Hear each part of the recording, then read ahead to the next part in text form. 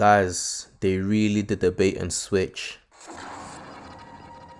Hi guys, it's your boy Shinobi Sage, here with a review for Demon Slayer Season 3, Episode 2. Let's get it. When I first started watching this episode and I saw YORIICHI's door, for some reason at first I thought it was a zombie or something, but it turned out that it was a robot and it's called the YORIICHI Type 0. We learned that the whole reason why the Mist Hashira Tokito was arguing with that little kid was because he wanted the key to the door so that he can use it for training. And obviously Tanjiro, being the good man he is, tries to confront the Mist Hashira. Tokito, yeah, this guy is like the Alex Pereira of Demon Slayer. Like, he doesn't smile, he's so stoic. And we learn that he's also a prodigy as well. He's about the same age as Tanjiro, and he's already a Hashira, so that tells you a lot about his power. The whole conflict behind this episode revolved around the swordsmith not wanting the doll to be damaged. The doll is based off a demon slayer called YORIICHI, who is the same person we've seen in Tanjiro's dreams.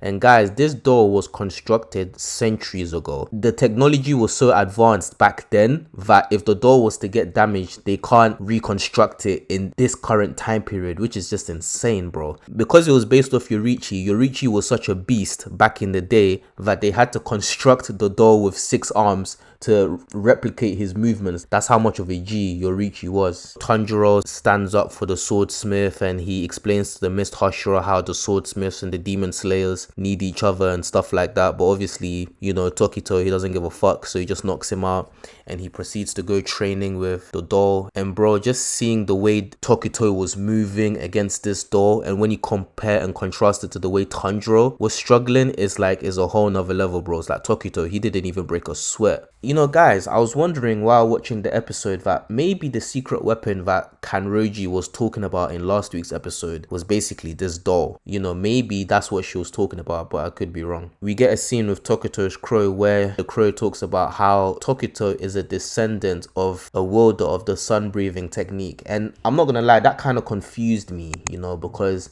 isn't Tanjiro supposed to be a descendant of the sun breathing technique? He uses sun breathing. It makes the whole thing much more interesting, because if you guys remember in the Demon Slayer movie and also in season 2, Rengoku explained the different types of breathing styles to Tanjiro. And in season 2, when he went to Rengoku's house, he inherited a book about sun breathing. Maybe sun breathing is like the main breathing, or you could say it was the prime type of breathing style. And then all of the breathing styles we see, such as fire, water, wind, all of those things stem from sun breathing. It's very similar to Avatar if you think about it, you know. The people of the different nations, they learned how to bend the elements by studying certain animals or studying the lunar cycle or whatever, you know what I mean? It's basically like that before Legend of Korra came and kind of messed everything up. But you know, we ain't gonna talk about that. And we also learn as well that it's possible to inherit your ancestors' memories through dreams. It's almost like some Attack on Titan type shit. So I'm assuming that Tanjiro is probably inheriting those memories from either YORIICHI or Sumiyoshi. As Tokito trains with the doll, he ends up damaging it, and it causes the young swordsmith Kotetsu to go into tears because he believes that if the doll gets damaged, he won't be able to construct it anymore. But we all know that Tanjiro, being the guy he is, gives him some motivation and everything and tells him that they need to do their best together in order to achieve their goals. And Tanjiro decides to train with the doll. As strong as Tanjiro has gotten over the last few seasons, this doll is just too much for him. And mind you, this is the same guy who beheaded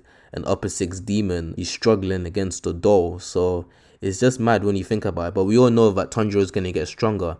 And guys, what I find funny was Kotetsu all of a sudden became a drill sergeant. This guy was putting Tanjiro through hell just so that Tanjiro can become stronger, just to get back at Tokito. It's just mad, bro.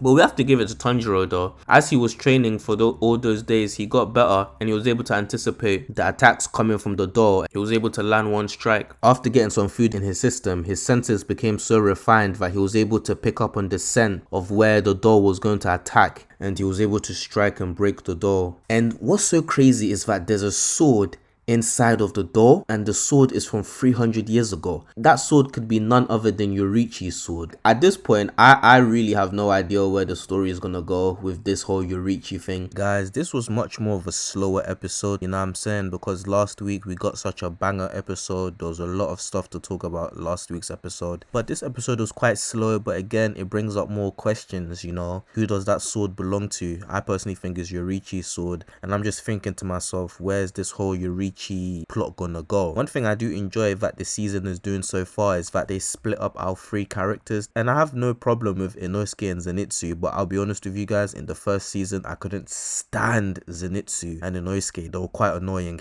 In the second season I had no problem with them. Zenitsu was pretty much badass in the second season, so I like how in this season it's much more focused on Tanjiro's story, and we're learning more about his lineage and YORIICHI and everything. So I really like how they're doing that. We met the Mist Husher, and I can't wait to see what his abilities are, what he can do, as well as his backstory. I'm really eager to seeing where the season is gonna go, guys, and with each episode I ask more questions, so you know, so I hope they keep up the quality of the season. If any of you guys enjoyed the video, please like, share and subscribe, and until next week, stay blessed.